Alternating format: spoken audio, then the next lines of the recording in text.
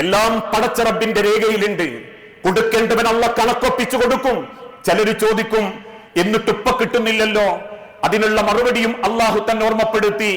ഒരു മനുഷ്യൻ ചെയ്ത തെറ്റ് കാരണം അവനെ അപ്പപ്പോൾ തന്നെ പിടികൂടുകയായിരുന്നെങ്കിൽ ഈ ഭൂലോകത്ത് ഒരു മനുഷ്യൻ പോലും ബാക്കിയുണ്ടാവുകയില്ല. നിങ്ങളെ പറ്റിച്ചവനും കൂട്ടുകക്ഷിയായി കൂട്ടിച്ചതിച്ചവനും ഈ ദുനിയാവിൽ പടച്ചോ ശിക്ഷിച്ചാൽ 10 or 60 കൊല്ലവന് കിട്ടൂ. അത് പോരാ. കൂടെ കൂട്ടിച്ചതിച്ചവനും നിങ്ങളെ വഞ്ചിച്ചവർക്കും അവസാനിക്കാത്തൊരു ലോകത്തവന് ശിക്ഷ കിട്ടണം. 60 കൊല്ലം കിട്ടിയാ പോരാ, 1000 കൊല്ലം കിട്ടിയാ പോരാ.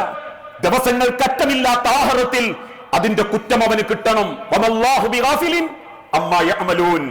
ഒരിക്കലും നിങ്ങൾ അത്തരക്കാരെ തൊട്ട് മനസ്സിൽ വെറുപ്പോടെ ചിന്തിച്ച് നിങ്ങളെ മനസ്സിനെ പുണ്ണാക്കരുത്. അതുകൊണ്ടാ ചിലരെ മനസ്സ് വല്ലാതെ തളർന്നു എന്ന്. ഇങ്ങനെയൊക്കെ ചെയ്തിട്ടും അവരെന്നെ പറ്റിച്ചു, അയാൾ എന്നെ ചതിച്ചു, ഇവരെന്നെ പൊക്കി എന്നൊക്കെ ബേജാറുണ്ടെങ്കിലും ശരി, നിങ്ങളെ മറ്റൊരാൾ വേദനിപ്പിച്ച വാക്ക് പറഞ്ഞിട്ടുണ്ടെങ്കിൽ പോലും അത് അള്ളാന്റെ അടുത്തേക്ക് വിട്ടോക്കൂ. നിങ്ങൾ തിരിച്ച് 4 തെറി പറഞ്ഞാലും അവന് കിട്ടാത്തൊരു വേദന അള്ളാഹ് ഒരുക്കി വെക്കുന്നുണ്ട്. അതുകൊണ്ട് ഇത്തഖൂ ദഅവത്തൽ മദ്ലൂം, നിങ്ങൾ കാരണം മനസ്സ് വേദനിച്ചവന്റെ കണക്ക് അള്ളാഹ് നോക്കുമെന്നും അള്ളാഹ് അതിന്റെ ഇടയിൽ മറയില്ലെന്നും അല്ലാഹു തആല ഓർമ്മപ്പെടുത്താനുള്ള കാരണം ആ പ്രതീക്ഷ, അള്ളാഹു അശ്രദ്ധനല്ല എന്ന പ്രതീക്ഷ മനസ്സിലുണ്ടെങ്കിൽ മനസ്സ് വെറുത്ത് സങ്കടപ്പെട്ട് പകമൂത്ത മനസ്സുമായി നമ്മൾ ആരും സ്വന്തം മനസ്സിനെ ബേജാറാക്കൂല. 5ാമതായി, റബ്ബിന്റെ വിധിയെ ഒരിക്കലും തോൽപ്പിക്കാൻ സാധിക്കുകയില്ല. ആളുമാറി വന്നതല്ല നമ്മൾക്ക് നേരെയുള്ള റബ്ബിന്റെ പരീക്ഷണം. എന്റെ അപകടം, എന്റെ സൂക്കേട്, എന്റെ ദാരിദ്ര്യം, എന്റെ കച്ചവടത്തിന്റെ പരാജയം, ഇതൊക്കെ എന്റെ ദാമ്പത്യത്തിന്റെ പ്രശ്നങ്ങളൊക്കെ അള്ളാഹു നിശ്ചയിച്ചതാ. കാരണം ക്ഷമയിൽ അള്ളാഹു സ്വർഗമുണ്ടെന്ന് ബോധ്യപ്പെടുത്തി തന്നു. അല്ലാഹുമ്മ ലാ മാനിഅ ലിമാ ഔതൈത വലാ മുഅതി ലിമാ മനഅത. റബ്ബ് നിനക്ക് എന്ത് വിധിച്ചിട്ടുണ്ടോ അതെനക്ക് കിട്ടും. നിനക്ക് 25 വയസ്സുവരെ നാട്ടിലുള്ള പണമാണ് റബ്ബ് നിശ്ചയിച്ചതെങ്കിൽ 25ാമത്തെ വയസ്സിൽ വേണ്ടെന്ന് വെച്ചിട്ടും നീ കടൽ കടന്ന് ഈ നിലയിലെത്തിയിട്ടുണ്ടെങ്കിൽ അല്ലാഹുമ്മ ലാ മാനിഅ ലിമാ ഔതൈത, നീ ലക്ഷ്യം വെച്ചതൊന്നും നിനക്ക് കിട്ടിയിട്ടില്ലെങ്കിലും കിട്ടിയതൊക്കെ അള്ളാഹ് എനിക്ക് വിധിച്ചതാ. നീ ലക്ഷ്യം വെച്ചതൊക്കെ എനിക്ക് തരാന്ന് അള്ളാഹു പറഞ്ഞിട്ടില്ല. അങ്ങനെ ഓരോരുത്തർക്കും വിചാരിച്ചതൊക്കെ പടച്ചം കൊടുക്കായിരുന്നെങ്കിൽ ഈ ഇരിക്കുന്ന നാടും ഈ ഇരിക്കുന്ന നമ്മളൊന്നും ഈ കോലത്തിലായി മാറൂല. കാരണം റബ്ബിന്റെ ദുനിയാവിൽ അള്ളാഹ് നിശ്ചയിച്ച ചില നിയമങ്ങളുണ്ട്. എല്ലാവരും പൈസക്കാരായൂല, എല്ലാവരും സുഖേടുകാരാവൂല, എല്ലാവരും ദരിദ്രരാവൂല. ദരിദ്രരെ സഹായിക്കാൻ കുറച്ച് പൈസക്കാർ വേണം, രോഗികളെ സംരക്ഷിക്കാൻ രോഗസംരക്ഷകർ വേണം, പ്രശ്നങ്ങൾ ഉണ്ടാകുമ്പോൾ പരിഹരിക്കാൻ കഴിവുള്ള കയ്യൊക്കുള്ള ആളുകൾ വേണം. അള്ളാന്റെ ദുനിയാവ് അങ്ങനെയാ റബ്ബ് പടച്ചിട്ടുള്ളത്. ആഗ്രഹിക്കുന്നത് എന്തും കിട്ടുന്നത് അള്ളാന്റെ സ്വർഗം മാത്രമാണെന്ന് വിധിയിലൂടെ അള്ളാഹു ബോധ്യപ്പെടുത്തി തന്നു. വലാ മുഅതി ലിമാ മനഅത, ഇനി പടച്ചോൻ എനിക്ക് തടഞ്ഞു, എന്ത് തലകുത്തി മറിഞ്ഞാലും എനിക്കത് കിട്ടാനും പോകുന്നില്ല. അള്ളാഹ് നിന്റെ നാവുമ്മൽ വെച്ചത് തട്ടിക്കളയാൻ കഴിവുള്ളവനാ. എന്നാൽ അങ്ങ് ദൂരെ മൈലുകൾക്കപ്പുറത്തുള്ളത് നിനക്കള്ള വിധിച്ചിട്ടുണ്ടെങ്കിൽ, ആന്ധ്രയിലും ഗുജറാത്തിലെയും നെൽപ്പാടങ്ങളിൽ വിളഞ്ഞു നിൽക്കുന്ന അരി അതെല്ലാം കൃത്യമായി ചലിപ്പിച്ച് ചാക്കുകളിലാക്കി 100 കണക്കിന് വേർപ്പ് വെറ്റിച്ച തൊഴിലാളികളുടെ കൈകളിലൂടെ കോഴിക്കോടെത്തി. കോഴിക്കോട് നിന്നും അത് വലിയങ്ങാടിയിലെ ഷോപ്പിലെത്തി. വലിയങ്ങാടിയിലെ ഷോപ്പിൽ നിന്നും നന്മണ്ടയിൽ ഒരു പലചരക്ക് കടയിലെത്തി. 50 കിലോ ചാക്കിന്റെ 28ാമത്തെ കിലോ എന്റെ വീട്ടിലെത്തി. ആ 28ാമത്തെ കിലോയിൽ നിന്നും എനിക്ക് റബ്ബ് നിശ്ചയിച്ചത് ഉച്ചക്കത്തെ 1 മണി വറ്റാണെങ്കിൽ അതെന്റെ വയറ്റിലെത്തിയിരിക്കും. ഭക്ഷണം കഴിക്കാനിരിക്കുമ്പോഴാണ് പെട്ടെന്നൊരു വിളി വരുന്നതെങ്കിൽ അള്ളാഹ് നിശ്ചയിച്ചത് ഒരു പക്ഷേ ആ തിരക്കിനിടയിൽ ഹോട്ടലുകാരന്റെ ഭക്ഷണമാണെങ്കിൽ അതെന്റെ വയറ്റിലെത്തിയിരിക്കും. അതാണ് റബ്ബ്. വലാ മുഅതി ലിമാ മനഅത, റബ്ബ് തടഞ്ഞതൊന്നും വേറൊരാൾക്കും നിങ്ങൾക്ക് എത്തിച്ചു തരാനും സാധിക്കുകയില്ല. 6ാമതായി, നിങ്ങൾക്ക് മനസ്സിന് സമാധാനം കിട്ടണോ, നിങ്ങൾ മറ്റുള്ളവരോട് ഏറ്റവും നല്ല സ്വഭാവത്തോടെ പെരുമാറണം. നിങ്ങളുടെ സ്വഭാവത്തിന്റെ പെരുമാറ്റം നിങ്ങളെ മനസ്സിനെ സന്തോഷിപ്പിക്കും. ഹബീബായ നബി തങ്ങൾ ഒരിക്കൽ ഓർമ്മപ്പെടുത്തിയല്ലോ, പുഞ്ചിരി പോലും സ്വതക്കയാ. കാരണം നിങ്ങളെ പുഞ്ചിരി മറ്റൊരാളുടെ മനസ്സിന് തണുപ്പുണ്ടാക്കുന്നുണ്ട്. വാശി പിടിച്ചും ഈഗോ കാണിച്ചും മത്സരിച്ചും കുടുംബത്തിലെ ചെറിയ ചെറിയ പ്രശ്നങ്ങളിൽ ഒന്നും മുഖത്തോട് മുഖം നോക്കാതെ തലകുനിച്ചിരുന്ന് കല്യാണ വീട്ടിൽ പോലും മസില് പിടിക്കാനാണെങ്കിൽ വന്നാലും ഇരുന്നാലും തിന്നാലും പോയാലും മനസ്സിനൊരു സമാധാനം ഉണ്ടാവില്ല. മറിച്ച് നിങ്ങളൊന്ന് പുഞ്ചിരിക്കുമ്പോ ഒരു പക്ഷെ അതിനിടയിൽ കുടുംബം നന്നാവും. മറ്റൊരുത്തന്റെ മുഖത്തുള്ള പുഞ്ചിരി നിങ്ങളെ മനസ്സിനെ ആനന്ദപ്പെടുത്തും. മുആദ് അള്ളാന്റെ ഹബീബ് ഓർമ്മപ്പെടുത്തുന്നുണ്ട്, മുആദ്, നിന്നെ ജനങ്ങൾ ഇഷ്ടപ്പെടണമെങ്കിൽ, അള്ളാഹുവിന് നിന്നോട് താല്പര്യം ഉണ്ടാകണമെങ്കിൽ, നീ പറയുന്ന കാര്യങ്ങൾക്ക് ജനം ചെവി കൊടുക്കണമെങ്കിൽ നിന്റെ ഏറ്റവും നല്ല സ്വഭാവത്തോടെ നീ മറ്റുള്ളവരോട് പെരുമാറണം. ഇതൊക്കെയാ മനസ്സിന്റെ ആരോഗ്യം. അതിനു പകരം വേണ്ടാത്ത 1000 ചിന്തകൾ മനസ്സിലേക്ക് കൊണ്ടുവന്ന് ജീവിച്ചിരിക്കുന്ന പ്രസവിക്കാത്ത കുഞ്ഞിനെ പറ്റി ആലോചിച്ച്, 6ാം ക്ലാസ്സിലുള്ള മക്കളെ പറ്റി ആദ്യ പിടിച്ച്, 15ാം വയസ്സിലേക്ക് എത്തിയിരിക്കുന്ന മോനെ പറ്റി ടെൻഷൻ അടിച്ച്, അതല്ലെങ്കിൽ തറമത്തന്നെ കിടക്കുന്ന വീടിനെ പറ്റി ആലോചിച്ച് ബേജാറായി, ഉള്ള ഹറാമും ഹക്കല്ലാത്തതും ഒക്കെ വാരിപ്പിടിച്ച് മത്സരിച്ചോടുമ്പോ ഒരുപക്ഷെ ഹക്കല്ലാത്തത് കുറെ കിട്ടും, സമാധാനം കിട്ടൂല. അള്ളാന്റെ ഹബീബ് ഓർമ്മപ്പെടുത്തിയതുപോലെ ലൈസൽ ഇന അൻ കസ്റത്തിൽ അർള്, ദുനിയാവ് വാരിപ്പിടിച്ച് ജനങ്ങളെ കാണിക്കാൻ ഞാൻ ഭയങ്കര സംഭവമാണെന്ന് തോന്നിപ്പിക്കുന്ന ജീവിതമല്ല ഐശ്വര്യം. വലാകിന്നൽ ഇന ഇനൻ നഫ്സ്, സ്വന്തം മനസ്സിന്റെ അകത്ത് തോന്നുന്ന ഒരു ഐശ്വര്യമുണ്ട്.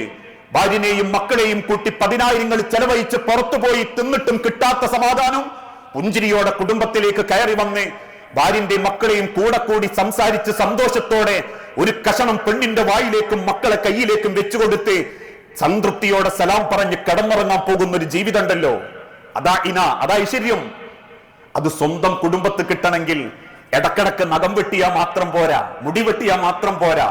ഒരു കണ്ണാടിയുടെ മുമ്പിൽ നിന്ന് അവനവനോട് ചോദിക്കണം, നിന്റെ സ്വഭാവത്തിൽ എന്താ കുഴപ്പം, നിന്റെ ഏത് സ്വഭാവത്തിലാണ് ഞാൻ മാറ്റം വരുത്തേണ്ടത്? പുറമെ കാണുന്ന ഈ ഭംഗി ഒരുപക്ഷെ ജനങ്ങൾക്ക് പോലും നന്നാക്കാൻ പറ്റും. ആര് മരിച്ചു കടന്നാലും നിങ്ങളെ നഖം കുടുംബക്കാർ വെട്ടിത്തരും, ഭംഗിയായി വെള്ളമൊഴിച്ചരും, കുളിപ്പിക്കും, കർപ്പൂരത്തിന്റെ വെള്ളം ചേർക്കും, ഇനി അത്തറ് പൂശണോ അതും പൂശിത്തരും. പക്ഷേ കൈകൊണ്ടുവെച്ച മയ്യത്തിന്റെ ഉള്ളിൽ കൽബെന്ന മനസ്സെന്നൊരു വസ്തുവിനെ കഴുകാൻ ഒരത്തറിനും പറ്റില്ലെങ്കിൽ ഉള്ളിലത്തെ മനസ്സിനെ ഒന്ന് ഇടക്കിടക്ക് ചിന്തിച്ച് മനസ്സിനെ ഒന്ന് നന്നാക്കാൻ പറ്റണം. ഡിപ്രഷൻ അടിച്ച് ടെൻഷൻ അടിച്ച് ഇന്ന് ലോകാരോഗ്യ സംഘടന പറഞ്ഞതുപോലെ പകരം വെക്കാനില്ലാത്ത 2ാമത്തെ സുക്കേട് മനുഷ്യന്റെ മനസ്സിന്റെ വേദനയാണെന്ന് ബോധ്യപ്പെടുത്തിയിട്ടുണ്ടെങ്കിൽ അത് നമ്മൾ സ്വയം തിരുത്തേണ്ടതാ, മാറ്റേണ്ടതാ. റബ്ബിലേക്ക് അടുക്കുമ്പോ അള്ളാഹു തരും സമാധാനം ഈ പറയപ്പെട്ട രീതിയിൽ. അങ്ങനെ മനസ്സിനെ കരുത്തുറ്റതാക്കുന്ന യഥാർത്ഥ മുഅ്മിനീങ്ങളിൽ അള്ളാഹു നമ്മളെ എല്ലാവരെയും ഉൾപ്പെടുത്തി അനുഗ്രഹിക്കുമാറാകട്ടെ.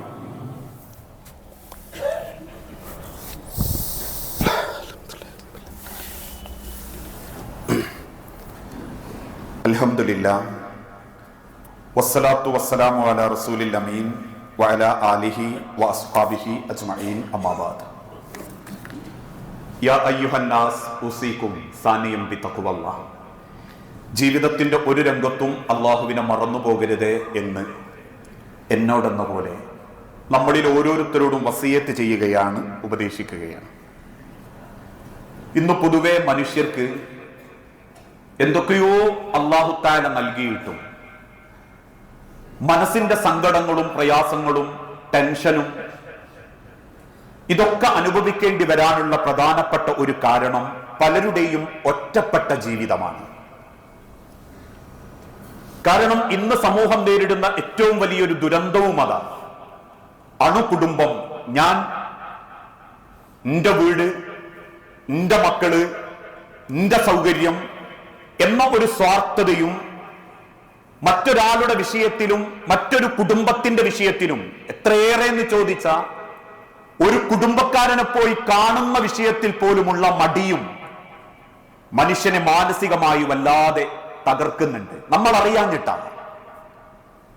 കാരണം ഒരു സമൂഹത്തിലും കുടുംബത്തിലും ഇടപെടുമ്പോൾ മാത്രമാണ് സഹാനുഭൂതി, കരുണ, സാഹോദര്യം, സ്നേഹം ഇതൊക്കെ മനുഷ്യന്റെ ഹൃദയത്തിലേക്ക് കയറി വരുന്നതും അവൻ അറിയുന്നതും മറ്റൊരാളെ സഹായിക്കുന്നതിലൂടെ അവന് കിട്ടുന്ന അനുകമ്പയും മനസ്സിന്റെ വല്ലാത്തൊരാവേശവുമൊക്കെ ഇന്ന് പലർക്കും ഇല്ലാണ്ടായിക്കൊണ്ടിരിക്കുകയാണ്. ആഴ്ചയിൽ ഒരിക്കലല്ലേ ഉള്ളൂ, അത് സ്വന്തം സന്തോഷത്തിന് വേണ്ടി എന്ന ചിന്തയോടുകൂടി ചിലർ പരക്കം പായും. ആ ഓട്ടത്തിനിടയിൽ എന്തുണ്ടാകൂ? വലിക്കുക, കുടിക്കുക, യാത്ര ചെയ്യുക, കമന്റ് പറയുക, തെറി പറയുക, തോന്നിയാസം പറയുക, കൂടിയിരിക്കുക. അതിലെന്ത് മാനസികാനന്ദമുള്ളത്? ഓരോരുത്തരും അങ്ങനെയാ സ്വയം ചിന്തിക്കുക. ആഴ്ചയിൽ ഒരു ദിവസം ഉള്ളത് എനിക്കൊന്ന് ഹാപ്പി ആവാൻ. എവിടെയാ ഹാപ്പി? 2.5 മണിക്കൂറിന്റെ സിനിമാശാലന്റെ ഉള്ളിൽ. എവിടെയാ ഹാപ്പി? തമ്മിൽ തോൽ കൈയിട്ട് തോന്നിയാസം പറയുക, ആരാന്റെ പച്ചയറച്ചു തിന്നുക, ഏതെങ്കിലും വിഷയത്തിലൊക്കെ വൃത്തികേട് പറഞ്ഞ് യാത്ര ചെയ്യുക. ഇതൊന്നുമില്ലാത്തവര് അത്തരത്തിലുള്ള മദ്യത്തിലും മദിരാശിയിലും പെണ്ണിലും കഞ്ചാവിലും ചെല്ലുക. ഒരു മനുഷ്യന്റെ ഹൃദയത്തിന് സമാധാനം ഉണ്ടാകേണ്ടത് സ്വന്തത്തിന് വേണ്ടി ഓടുമ്പോൾ മാത്രമല്ല, നമ്മൾ കാരണം മറ്റൊരാൾ സന്തോഷിക്കുന്നുണ്ടെങ്കിൽ അത് മുഖേനയുണ്ടാകുന്ന ഒരു ആനന്ദമുണ്ട്, അത് മുഖേനയുണ്ടാകുന്ന ഒരു വല്ലാത്ത അനുഭൂതിയുണ്ട്. അതുകൊണ്ട് ഹബീബായ പ്രവാചകൻ സല്ലല്ലാഹു അലൈഹി വസല്ലം ഒരിക്കൽ പറഞ്ഞു, മദീന പള്ളിയിൽ ഒരു മാസം എഴുത്തിക്കാഫിരിക്കുന്നതിനേക്കാൾ ഞാൻ ഇഷ്ടപ്പെടുന്നത്, എന്റെ റബ്ബ് ഇഷ്ടപ്പെടുന്നത് നിങ്ങൾ കാരണം മറ്റൊരാൾ സഹായിക്കപ്പെടുക എന്നുള്ളതാണ്. ഏതാനും ചില മാസങ്ങൾക്ക് മുൻപ് നമ്മൾ കേട്ടല്ലോ, ആത്മഹത്യ ചെയ്യാൻ പെണ്ണിന്റെ തേപ്പ് കാരണം ആത്മഹത്യ ചെയ്യാൻ വന്ന ചെറുപ്പക്കാരൻ കടലിലേക്ക് ചാടാൻ നിൽക്കുന്ന സമയത്താണ് തിരമാലയിൽ കുടുങ്ങി വെള്ളം കുടിക്കുന്ന ഒരു നഴ്സറി കുട്ടിയെ കാണുന്നത്. ഓടിക്കതച്ചു വന്ന് കുട്ടിയെ രക്ഷപ്പെടുത്തി കരയിലെത്തിയപ്പോ ആരെന്ന് പോലും അറിയാത്ത ആയിരക്കണക്കിന് മനുഷ്യർ ആ ചെറുപ്പക്കാരന്റെ കൈ പിടിച്ചിട്ട് പറഞ്ഞു, ദൈവത്തിന്റെ രൂപത്തിലാ ദൈവം നിന്നെ പറഞ്ഞയച്ചത്. ആരെന്ന് പോലും അറിയാത്തവർ കൈ പിടിച്ച് സന്തോഷിച്ച് അവന് വേണ്ടി പ്രാർത്ഥിച്ച് തിരിഞ്ഞു നടന്നു പോകുമ്പോ അവന് ബോധ്യപ്പെട്ടു, സന്തോഷം എന്ന് പറഞ്ഞാൽ പ്രേമിച്ചടക്കുമ്പോഴും കള്ളുടിക്കുമ്പോഴും അല്ല, മറിച്ച് സന്തോഷം എന്ന് പറഞ്ഞാൽ നമ്മൾ കാരണം ഒരാൾ പുഞ്ചിരിക്കുമ്പോഴാ, അയാളെ മുഖത്ത് തെളിയുന്ന പുഞ്ചിരിയില്ല. അവിടുന്ന് അങ്ങോട്ട് അവന് ബോധ്യപ്പെട്ടു, ഞാൻ എന്റെ പെണ്ണിന്റെ കൂടെ ജീവിച്ച കാലത്തേക്കാൾ, അവൾക്ക് വേണ്ടി ചെലവാക്കിയ സമയത്തേക്കാൾ ഒരൊറ്റ നന്മ കൊണ്ട് ഇത്രമാത്രം ആളുകൾ നിന്നെ സ്നേഹിക്കുന്നുണ്ടെങ്കിൽ, ആ സ്നേഹം കൊണ്ട് എന്റെ ഹൃദയത്തിലും ജീവിതത്തിലും ദൈവത്തിലേക്ക് അടുക്കാൻ പറ്റിയിട്ടുണ്ടെങ്കിൽ ആ വഴി അവൻ തെരഞ്ഞെടുത്തിന്ന് ഏറ്റവും വലിയൊരു സാമൂഹ്യ പ്രവർത്തകനായി മാറുന്നത് കാണാൻ സാധിക്കും. നമ്മൾ നമ്മളിലേക്ക് ഒതുങ്ങുമ്പോൾ നമ്മൾ മൂകരാകുക, നമ്മൾ നമ്മളിലേക്ക് ഒതുങ്ങുമ്പോൾ നമ്മളെ മനസ്സ് മരവിച്ചു പോവുക. പിന്നെ 10 മിനിറ്റിന്റെ ഇൻസ്റ്റാഗ്രാം റീലുമ കുത്തിരുന്നിട്ട് 4.25 മണിക്കൂർ പുറന്റെ ഡൈനിങ് ഹാളിൽ ഇരിക്കുന്നത് സമാധാനമല്ല, മൂകതയാ. സ്വൈര്യം കിട്ടാൻ വേണ്ടിയിട്ട് വെറുതെ വണ്ടിയിൽ കത്തിച്ചു വിട്ടിട്ട് അങ്ങോട്ടും ഇങ്ങോട്ടും ഓടിക്കളയൽ മൂകതയാ. മനുഷ്യന്റെ ഹൃദയവും മനസ്സും പടച്ചോൻ തന്നത് ഏറ്റവും നല്ല രീതിയിൽ ഉപയോഗിക്കാൻ വേണ്ടിയാ. ലാ യുഅ്മിനു അഹദുക്കും ഹത്താ യുഹിബ്ബു ലി അഖീഹി മാ യുഹിബ്ബു ലി നഫ്സിഹി. നിങ്ങളൊരു നല്ല മുഅ്മിനാവുന്നത് എപ്പോഴാണെന്നറിയോ? നിന്റെ സഹോദരന് നീ ഇഷ്ടപ്പെട്ടത് അവനും ഇഷ്ടപ്പെട്ടിട്ടുണ്ടാവും, നീ ചെയ്യുന്നത് അവനും ഇഷ്ടപ്പെട്ടിട്ടുണ്ടാവും, അവനും നിന്റെ കൂടെ കൂടുന്നുണ്ടാകും. അത് ചെയ്യാൻ പറ്റിയിരുന്നെങ്കിലെന്ന് അവൻ ആഗ്രഹിച്ചു. ഇന്ന് നമ്മൾ പറയാറുണ്ട്, സ്വന്തം തറവാട്ടിന്റെ ഉള്ളിൽ കിടക്കുന്ന മൂത്രയിച്ച് മൂത്രത്തിൽ കിടക്കുന്ന ഉമ്മാനെ ഒന്ന് കുളിപ്പിക്കാന് നാട്ടിൽ ഏതെങ്കിലും ഒരു ജീവകാരുണ്യ പ്രവർത്തകന്റെ വാൻ വരണമെന്ന് തീരുമാനിച്ച പൈസ ഉണ്ടാവൂ, സമാധാനം ഉണ്ടാവൂല. അത് അവനവന്റെ മനസ്സിൽ നമ്മൾ ഉണ്ടാക്കി വെക്കേണ്ടതാ. അത്ര പളുങ്കുപോലെ ആ പടച്ചോൻ നമ്മളെ മനസ്സിനെ സൃഷ്ടിച്ചിട്ടുള്ളത്. ഹബീബ നബി തങ്ങൾ മദീന പള്ളിയിലെ മിമ്പർ വന്ന് കാണിച്ചു കൊടുത്തു, 2 വിരലുകൾക്കിടയിലാണ് നിങ്ങളെ ഹൃദയം, അതുപോലെ നിങ്ങൾ സൂക്ഷിക്കണം. പറന്നു വീണൊരു തൂവൽ പോലെ നിങ്ങൾ ആ ഹൃദയത്തെ പരിപാലിക്കണം. ഇന്ന് എന്ത് നന്നാക്കിയാലും അവനന്റെ മനസ്സിനെ മാത്രം ആരും ചിന്തിക്കുന്നില്ല. അതുകൊണ്ട് തന്നെ ഏറ്റവും വലിയ സൂക്കേടായി മാറിക്കൊണ്ടിരിക്കുക ഡിപ്രഷൻ, ടെൻഷൻ, സ്വൈര്യമില്ലായ്മ, ഉറക്കമില്ലായ്മ, കുടുംബത്തിലൊരു സമാധാനമില്ലായ്മ, എന്തൊക്കെയോ ഉണ്ട്, എന്തൊക്കെയോ ഇല്ല. ഉള്ളത് കുറച്ചാണെങ്കിലും സഹാബത്ത് ജീവിച്ചല്ലോ. ഒരു കാരക്ക് 8 പേരാക്കി ചിന്തിയെടുത്തിട്ട് സ്വന്തരമായിട്ട് കടന്നുറങ്ങി.